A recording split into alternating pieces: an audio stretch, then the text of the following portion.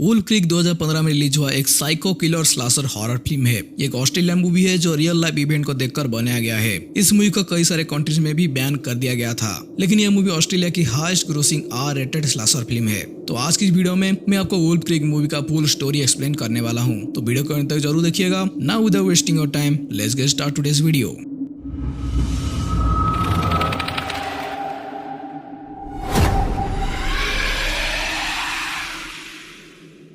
Movie शुरू होता है 1999 के वेस्टर्न ऑस्ट्रेलिया में, जहां पर बेन अपने लिए एक सेकंड हैंड कार खरीद लेता है और बेन के कार खरीदने के खुशी में बेन, लीज और क्रिस्टी तीनों ऑस्ट्रेलिया घूमने की प्लानिंग बनाते हैं। फिर तीनों अपने सारे सामान के साथ ऑस्ट्रेलिया में वैकेशन मनाने के लिए निकल पड़ते हैं। वैकेशन से पहला दिन वो हॉल क्रीक में पहुंचते हैं, जहां पर वो टेंट बनाकर रात में ही रुकते हैं और सुबह होने के साथ वो फिर से निकल पड़ते हैं। सुबह को वो ईमू क्रीक में पहुंचते हैं, जहां पर वो गैस स्टेशन में पेट्रोल भरवाने के लिए रुकते हैं। वहीं पर बेन अपने कैमरा निकलकर शूट करने लगता है और लड़कियां कुछ खरीदने के लिए शॉप के अंदर चली जाती है। शॉप के अंदर कुछ लोग होते हैं जो लीज और क्रिस्टी को देखकर गंदे गंदे कमेंट पास कर रहे थे। वहीं पर बेन आ जाता है और वो लोग बेन को भी बुरा भला बोलते हैं, इसलिए वो सब इस जगह से बहुत ही जल्दी निकल जाते हैं। कुछ ही देर आगे जाने के बाद वो सब वुल्फ क्रीक में जाकर पहुंचते हैं। वुल्फ क्रीक में एक टूरिस्ट स्पॉट है, जहां पर मीटियोराइट से बना एक बड़ा सा क्रेटर है और अक्सर टूरिस्ट इसे देखने के लिए इस जगह पर हाल ही में आते रहते हैं। क्रेटर के पास पहुंचने के बाद उन्हें पता चलता है कि क्रेटर के अंदर कार लेना रेस्ट्रिक्टेड है, तो ये सब कार को पार्क करके पैदल ही क्रेटर के अंदर देखने को चले जाते हैं।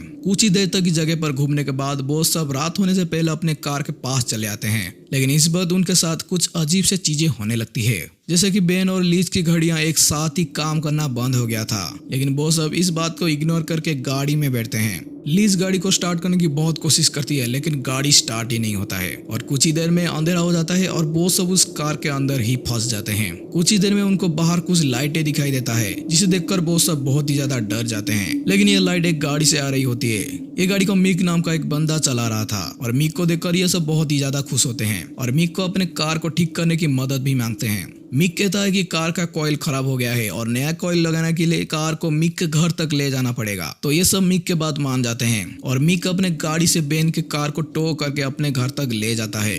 घंटों की सफर के बाद ये सब मिक के घर पहुंचते हैं, जो एक पुराना माइनिंग कंस्ट्रक्शन साइट था। यहीं पर वो सब कैंप फायर लगाते हैं और एक दूसरे से बातें करते हैं। मिक अपने बारे में इन तीनों को बता रहा होता है, लेकिन इन सभी को ये बातें बहुत ही ज्यादा अजीब और ऑकवर्ड लगने लगता है। जैसे मिक का कहना था कि वो एक हंटर है और वो इस जगह में जितने भी जानवर और पिग्स होते हैं वो इन सभी को हंट करता है। बातों बातों में मिक ये भी कहता है कि वो इन तीनों को भी मार डालेगा, लेकिन वो सभी इस बातों को मजाक में लेते हैं और अपने कॉफी खत्म करके वहीं पर ही सो जाते हैं। फिर सुबह होती है और लीज की आंखें खुलती है और वो अपने आप को एक बंद कमरे के अंदर बंधी हुई पाती है। इस सीन में हमें ये पता चलता है कि रात में मिक उन तीनों के कॉफी में नींद की गोलियां मिला दिया था और अब वो उनको बंदी बनाकर रखा है। लीज दिन भर इस कमरे से निकलने की बहुत कोशिश करती है, लेकिन निकल नहीं पाती है। फिर लीज को एक ग्लास का टुकड़ा मिलता है, जिससे वो अपने आप को छुड़ाकर इस रूम से बाहर निकल जाती है। फिर लीज देखती है कि उनके कार की इंजन को पूरे तरीके से अलग कर दिया गया है। फिर लीज क्रिस्टी को देखती है, जहाँ पर मिक उसे गन दिखाकर टॉर्चर कर रहा था। लीज को उस घर के अंदर कुछ गन्स और डेड बॉडीज दिखने मिलते हैं। लीज एक कार को जलाकर गैस सिलेंडर में आग लगा देती है, जिसे मिक धमाके को सुनकर बाहर आता है और जब तक मिक आग बुझाता है, लीज कमरे के अंदर जाकर छुप जाती है। कुछ ही देर में मिक कमरे के अंदर आता है और लीज उसके ऊपर गन तान लेती है। फिर लीज उसके गर्दन पर गोली चला देती है।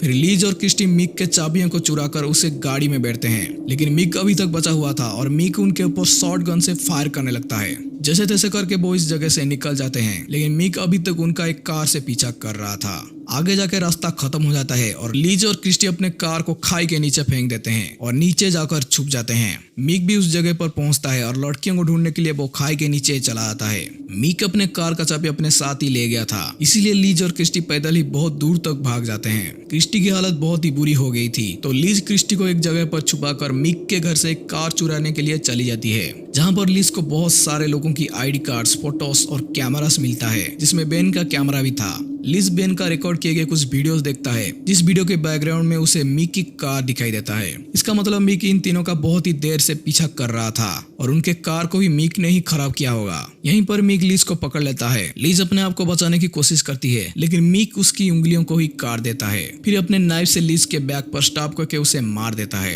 क्रिस्टी लीज के इंतजार करती है, लेकिन लीज के न आने पर वो सुबह तक रोड की तरफ भागती है। रास्ते में उसे एक आदमी मिलता है जो उसे मदद करने के लिए कार से निकलता है। कार से निकलते ही बहुत दूर से उसे गोली लगता है और क्रिस्टी ये सब देखकर बहुत ही डर जाती है और कार के ओनर से चाबी लेकर वो वहां से भाग जाती है। फिर मिक क्रिस्टी का एक कार से पीछा करता है और क्रिस्टी के कार के टायर पर गोलियां चलाता है। फिर मिक क्रिस्टी को भी गन से मार देता है और कार के ओनर के साथ क्रिस्टी के डेड बॉडी को कार में ही जलाता है। यहीं पर बेन को होश आता है और वो जैसे तैसे करके इस जगह से बाहर निकल जाता है। दिन भर चलते चलते बेन बेहोश हो जाता है और अगले दिन टूरिस्ट को बेन सड़क के किनारे मिलता है और फिर बेन को एक एरोप्लेन से साउथ ऑस्ट्रेलिया ले लिया जाता है और बेन को हॉस्पिटल में ट्रीटमेंट किया जाता है और 4 महीने पुलिस कस्टडी में रखने के बाद बेन को छोड़ दिया जाता है और मूवी के एंड में हमें मिक को जाते हुए दिखाया जाता है और मूवी के एंड में हमें यह दिखाया जाता है कि ये केस अभी तक भी सॉल्व नहीं हुआ है और ये आदमी अभी तक भी उस जगह पर अपने शिकार का इंतजार कर रहा है। तो फ्रेंड्स, आपको ये वीडियो कैसा लगा मुझे कमेंट पे जरूर बताएं। अगर आपको इस मूवी का सेकंड पार्ट भी चाहिए तो मेरे चैनल को सब्सक्राइब करके बेल आइकन को ऑल कर दीजिएगा, जिससे कि आप कोई भी वीडियो को मिस ना करें। अगर आप मुझे कोई भी वीडियो सजेस्ट करना चाहते हैं तो आप मुझे कमेंट पर भी बता सकते हैं और ये वीडियो आपको अच्छा लगा हो तो वीडियो को एक लाइक करके शेयर भी कर दीजिएगा। तो हम फिर मिलेंगे एक नई डरावनी और इंटरेस्टिंग वीडियो में। Till then keep watching movie explainer YT।